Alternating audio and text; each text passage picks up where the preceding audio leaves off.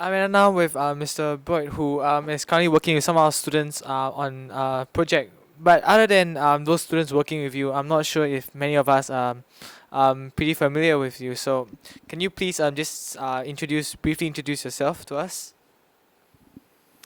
Sure. So I'm from Hawaii, and I'm a teacher there in the secondary schools.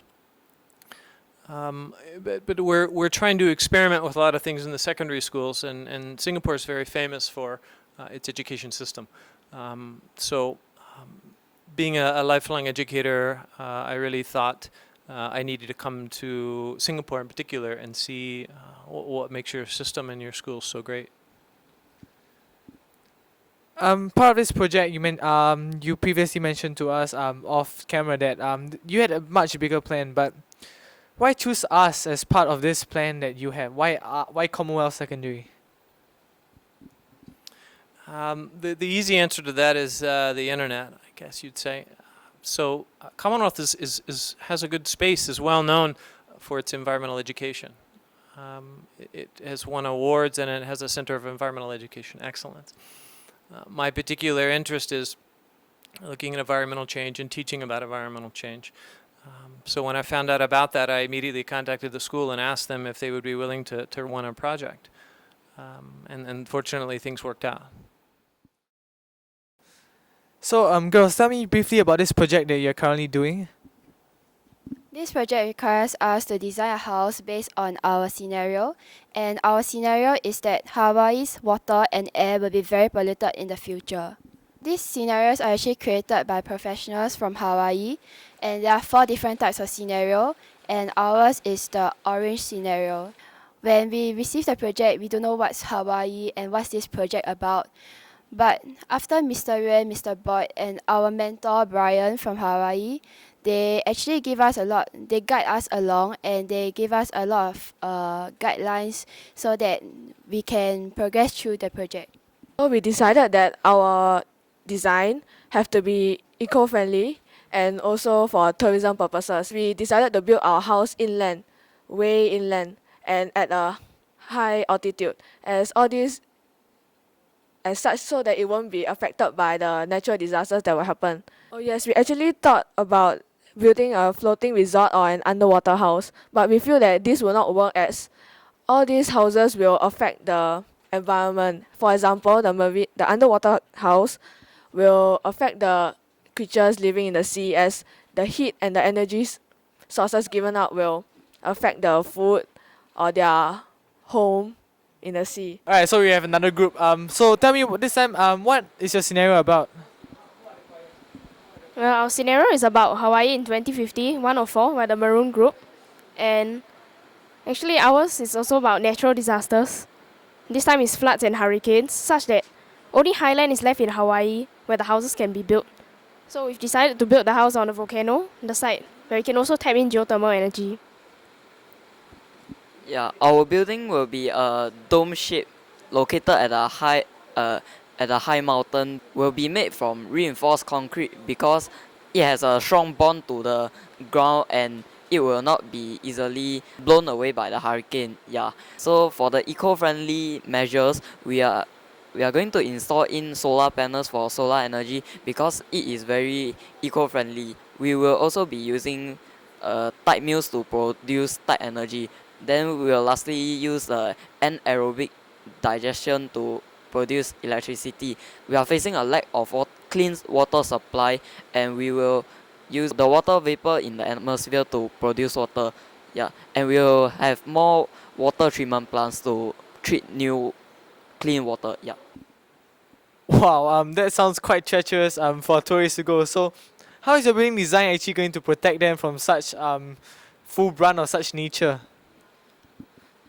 The hurricane will have a lesser impact on the building because it is dome shaped. Dome shaped houses will require lesser material to build it. The dome houses will have less window to minimize the impacts caused by the hurricanes. We'll introduce eco-friendly measures to help to produce more energy, like solar panels, light mills, and windmills. This is to produce more energy for the house. And now we have another group who's going to share with us about their scenario. So, tell me about your scenario. So we are part of the blue group. So in Hawaii year 2050, the technology will be highly advanced and people will be very rich. There will be robots and people will want to travel to space. And over time, people will lose their interest in Hawaii's culture. So we hope to find the culture by building a house or resort. There is a modern interpretation of old Hawaiian house. That all sounds a bit hard actually. So, are there any plans for how you're going to achieve this? Like, what kind of things are you going to build in these houses? Okay, so actually we would want the people in Hawaii to experience to the culture and history so that they'll appreciate them and not forget them instead. So with this, we would like to design a resort that is near forested areas where there are large grasslands and also near the sea so that they're able to do what Hawaiians normally do, like surfing, and also to get in touch with nature and feel the ambience. Yeah. That all sounds pretty good, but do you have any buddy in mind when you're designing this thing? Is there anybody you were thinking of, or any kind of people you were thinking of when you were doing this thing? After discussions, we have decided to target the old people because the old people will have more understanding of the old cultures of Hawaii. So we hope to give them the lasting good memories. And to the group who wants to achieve this noble aim, thank you. Alright, now on to our final group. Tell me more about your scenario. Our scenario is about Hawaii in 2050, where there's all the destruction, such as hurricanes and tsunamis and so on. And what we're supposed to do is to solve a problem, to find a solution to attract tourists to Hawaii. That sounds very hard, considering all the destruction that you mentioned. So, what do you have in plan to attract all these tourists back to Hawaii? We decided to design our hotels underground so as to protect our tourists from hurricanes, and we also created many different themes for our hotel rooms, like soccer team and Brazilian and Chinese team, because in 2050 the Brazilians and Chinese will rise in power and wealth. Yeah. I think that sounds really interesting. Even I would be interested in going to such a hotel. But the thing is that with so many groups coming up talking about hurricanes and all this stuff, which is largely being influenced by climate change, how has this project actually changed the way you view climate issues right now? Human actions have caused great damage to the environment, and through this project, it made us more aware of what the future may hold and the importance of everyone playing a part in trying to eliminate the negative possibilities in the future. Alright, and on that cheerful note, I think we're gonna end this interview. Thank you very much. Thank you. What do you hope to achieve through these projects that you're going through right now? Well, it's a very big goal, but what I really wanted to achieve is I wanted these a small group of students in Singapore at Commonwealth Secondary School to start to understand that it's going to be possible to think about the future in ways that are constructive. It's time to get started on that process, and they need to be prepared to start thinking about what they want the future to be. I think the real takeaway that I'd hope from the project is, of course, students would learn about Hawaii. Of course, they'd be interested in coming and visiting me back home. But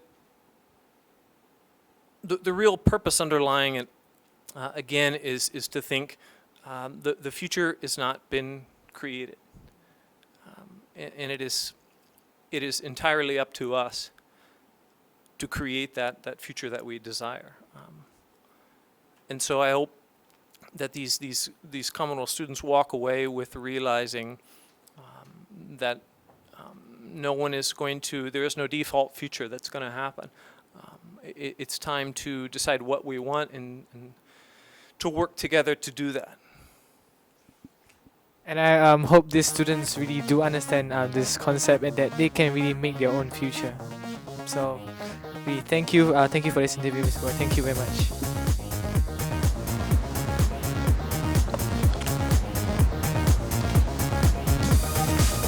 Aloha. First, I'd like to say thank you for Lance for inviting me to participate at the project Future Design Hawaii. Second, I'd like to say that I'm very surprised with the students from Commonwealth Secondary School in Singapore. This student has surprised me with their research skills, with their curiosity and their creativity in designing houses and resorts for Hawaii. And I believe that through East-West Center, these students can greatly contribute to the future of the islands by designing and helping local authorities to deal with the uncertainties of the future. Thanks a lot, guys. Great job. Aloha.